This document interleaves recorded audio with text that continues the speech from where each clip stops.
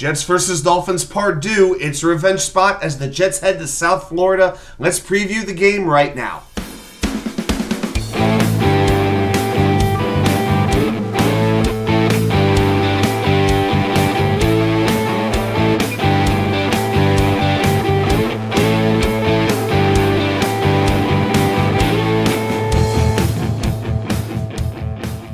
And well, welcome back to New York Sports Wicker Media. I'm WatsUK99. Thank you, as always, for taking the time to watch these videos. Reminder, we go live, you know when, every Wednesday night at 10 p.m. Join us for trivia. We spin the wheel. We break down some stats. We have a whole lot of fun in the chat. Believe me, you don't want to miss it.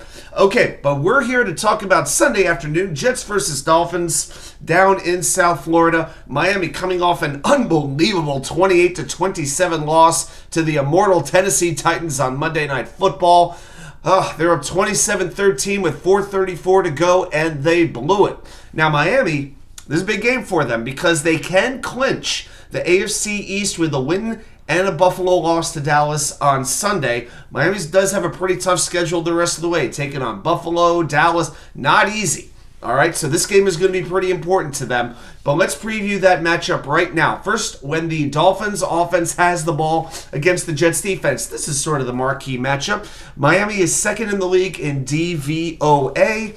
Of course, that's sort of an analytic, for those who don't know, an analytic that kind of takes into effect the context, like the opponent, the down, the situation, the yardage, all of that. Just a little bit more specific than going with yardage and stuff like that. They do average half a point per play. That is the best in the league. Tua, the quarterback, is completing 70% of his passes. The only quarterbacks with a higher completion percentage right now are Jake Browning, who's played like 4 games, and Brock Purdy of the San Francisco 49ers. Tua has passed for 3,697 yards already. That would be like an all-time Jets record, it feels like. It wouldn't be, but it would in the last 30 years anyway. That is the most in the NFL. 24 touchdowns to just 10 interceptions. That's one of the things about Tua. He doesn't turn the ball over. Now, Tyreekhill, this is turning into one of the wild cards of this game. He has a league-high 1,542 yards and 12 touchdowns, 26 plays of 20 yards or more, in very, very serious consideration to get some MVP votes at the end of the year. But he banged up his ankle pretty badly on Monday. He missed most of the first half, did come back into the game, but was definitely not himself. He has not practiced this week at all. As of right now, he is listed as questionable for the game. Now, my personal opinion, I think he's going to play, but he's going to be limited. I think he's going to be on a pitch count, to use a baseball analogy. But the Dolphins still have Jaylenwaddle, 63 catches for 822 yards, only 3 touchdowns, though. And, of course, you have Braxtonberrios as the third receiver, as the slot receiver. Durham Smythe is a tight end. Doesn't make a lot of catches, but he's good for a few targets every game. Now, I'm curious what the Jets do here on defense with their corners. Typically, you've got Saucegardner playing the left side. You've got djreed playing the right side. That's where they stay. I wonder if that changes this week, because sometimes you got to make exceptions. Does Sauce follow Tyreekhill? Because Hill, he did a pretty good job against DJ on that Black Friday game. As a matter of fact, both Hill and Waddle had over 100 yards receiving on Black Friday. So Sauce, DJ, and Michael Carter, they got to be on notice. As great as they are, they got to know that this game is a statement. They really, really have to make a statement in this game. But don't forget the running game. Miami averages 5.3 yards per rush. That is the highest in the league. Now, in the last game, Raheemmostert scored his 17th and 18th total touchdown of the season. That tied a single-season franchise record for both total touchdowns with 18 and rushing touchdowns with 16, because he has 2 receiving touchdowns as well. His 924 yards is second in the league, only to Christian McCaffrey. Devonachane, their speedy rusher, their speedy rookie. He did not play in the first game, but he's got amazing speed. 9.2 yards per run, 7 touchdowns. Now, he did not practice this week until Friday. He's got a toe issue, and he was limited then. So maybe that slows him down because, you got a toe issue. That could do a little bit of a number on your speed. And in the last game, it was Jeff Wilson that was the running back who was hurting the Jets. But with A-Chain apparently back in, we'll see how much time he gets. Alec Ingold, pretty useful fullback, but watch out for this offensive line. The O-line is really beat up.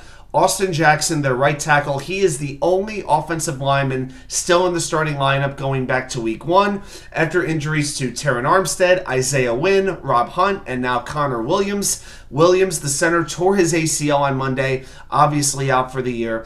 Mike McDaniel, the Dolphins coach, did seem pretty optimistic about Armstead returning on Sunday, but it's still uncertain as of right now. So without 4 of his starting offensive linemen last Monday, Tua faced pressure on over 40% of his dropbacks. And believe me, that Tennessee pass rush cannot compare to what the New York Jets have to offer. With Huff, with McDonald, if he plays, with JJ, John Franklin Myers, Quinnenwilliams up the middle, Quintonjefferson, you can't leave him out. It's going to be a challenge for that Miami offensive line. It really will, especially up the middle where they're playing 3 backups. So who are the backups they have? Well, they got some pretty big maulers there. Guys like Kendall Lamb, liameichenberg, who hasn't practiced much this week either, Lester Cotton, who's 6'4", 335. Now, Eichenberg, just want to mention something about him. He's missed most of this week with a calf issue. So Quinnen will likely be right on the center. And if Eichenberg can't go, you're talking about Jonathan Harrison, who hasn't played a game in the NFL in a couple of years. Yes, the old ex-Jets center. Okay, so Mostert and A-Chain, they're really going to have to try to be running outside because, that I think that's what they might try to do, but I think with a big offensive line, they might try them up the middle. So I think the Jets' interior run defense is actually going to have to really be ready because while they're not good pass blockers up the middle, they can run block pretty effectively. Okay, so let's do what we always do. Let's flip the script. When the Jets offense has the ball against the Dolphins defense, the Miami D is 11th in DVOA. Don't even ask me where the Jets offense is. Okay, they're ranked 32nd in offense. All right, but they're allowing 308 yards per game. That's 9th. They're allowing 22.6 points per game. That's only 22nd in the league. They're allowing 3.8 yards per rush attempt. That's 5th best. So they do have a pretty good run defense. Zach is going to have another very good game or at least another very good half. It's a little bit weird with Vic Fangio's defense. They've been getting better by the week. They have actually scored touchdowns in 3 straight games, but they still gave up 15 points in the last 4.5 minutes to a Titans offense that, is okay, but not that great. All right, so who do we have to watch on the Miami defense? Well, their leading sack getter is not Jaylenphillips, who's out for the year. It's not Bradley Chubb. It's not Andrew Van Ginkel. It's not Emmanuel Ogbah. All of them are formidable, but it's actually defensive tackle Christian Wilkins with 7.5 sacks and 9 tackles for a loss. Phillips, of course, got hurt on Black Friday, tore his Achilles on MetDeath Stadium's turf. David Long, their linebacker, has a team-high 86 tackles. Another linebacker, Jerome Baker, is out. He usually calls their defensive plays. So that's pretty important. Of course, you got Jalen Ramsey and Xavier Howard at cornerback. Howard not practicing this week with a hip issue. And then at safety, we all know Jevonholland. I've been talking about him for 2 years now. The returner of the Hail Mary. He's forced 3 fumbles as well. He has actually not played since Black Friday with 2 sprained MCLs in both knees. That's right, not one knee, but both knees. Okay, now their other safety, Deshaun Elliott, has a rib issue. He's in concussion protocol. He will miss the game as well.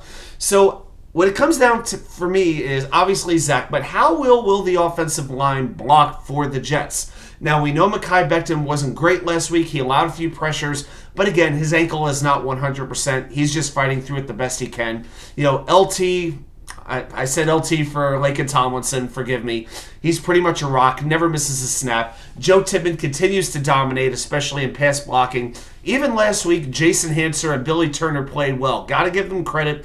Carter Warren will be out for this game. Maxmitchell said, according to Robert Saleh, doesn't look good for the game. He's 50-50. For Robert Saleh, that may as well mean that the player is out. So I expect Hansen and Turner again on the right side, so they're going to have to hold up their share of the deal.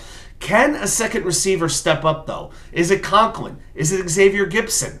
Dare I say Alan Lazard? Maybe it's Breecehall out of the backfield. maybe Jeremyruckert, but somebody else in the receiving game has to continue to step up on a consistent level alongside Garrett Wilson. That's going to be so important for this Jets offense. All right, a couple other quick game notes. Braxtonberrios, of course, will be a returner. He has not broken a big one yet. Jason Sanders, only 14 of 18 on field goals for Miami this year, and all of his misses have been from 40 yards and up. I am hearing there should be some rain in the forecast, but we'll see if it's one of those, torrential 20-minute South Florida rains or if it's more of a steady, consistent rain throughout the game. But to me, this game, it's not so much about the matchups. It's not about home field. It's really all about the mentality of where these franchises are, and that comes down to coaching. The New York Jets have not won a game in Miami since 2014, 9 years removed, and they've had 7 losses since in South Florida. So where is Miami's mentality after blowing that huge lead to Tennessee? Considering Miami has not won a game in December, since 2021. They went winless in December last year. Are they able to turn the page together and come out for a game where they could clinch the AFC East? And where are the Jets? They've gotten off to some slow starts this year. Even last week, they punted on every single drive until the last drive of the first half when they kneeled down. Okay, so they need to come out with a heavier start. They've had one first quarter touchdown all year, and that came against the Giants. That's got to stop. I think the Jets really need a quick start in this game. They could fall behind early, but I don't think they could afford to fall behind by double digits. That's pretty much where mindset is right now. And I think this game, it's easy to say every week, this game will tell us a lot about this coach or about this player. I think this game really tells us a lot about Robert Saleh. He's got to have this team ready to go and quickly. And also, let's see how aggressive Nathaniel Hackett will be with his offensive play calling. Let's see something a little bit more than run Breece up the middle on first down and have him fall forward for 2 yards.